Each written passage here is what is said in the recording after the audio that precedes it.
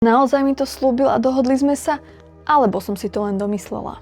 Keď sa my ženy totiž dohadujeme s mužom, že niečo treba spraviť, urobiť, má byť hotové, nejaký plán, výlet, čokoľvek. A muž počas tejto konverzácie niekde povie: jasné, dobrý nápad. Tak veľa žien si myslí, že sa automaticky dohodli s tým mužom. Že máme plán, že to je sľub, že to je jeho slovo. Lenže nič z toho sa nestalo. Čiže ak chceš, aby dohody boli reálne dodržané, over si, či dohoda vôbec prebehla. To znamená, že bola jasná, konkrétna a s aktívnym súhlasom. A taktiež, aby bola pomenovaná potreba a prebehlo overenie porozumenia. Čiže nie len tak, že muž pozerá na hokej alebo do mobilu, ale len tak zozadu odvrkne, že OK, jasné. Je to dôležité, pretože vágna dohoda vytvára na 100% sklamanie. A potom si my ženy často myslíme, že nás partner nerešpektuje a nezáleží mu na nás. A čo teraz, ak bola dohoda jasná, konkrétna, s aktívnym súhlasom, s porozumením, aj s pomenovanou potrebou a stále sa to nedieje? Ak partner opakovane nič nerobí a nemení a nebude ešte zľahčuje tvoje pocity a hovorí ti, že preháňaš alebo že čo ti je,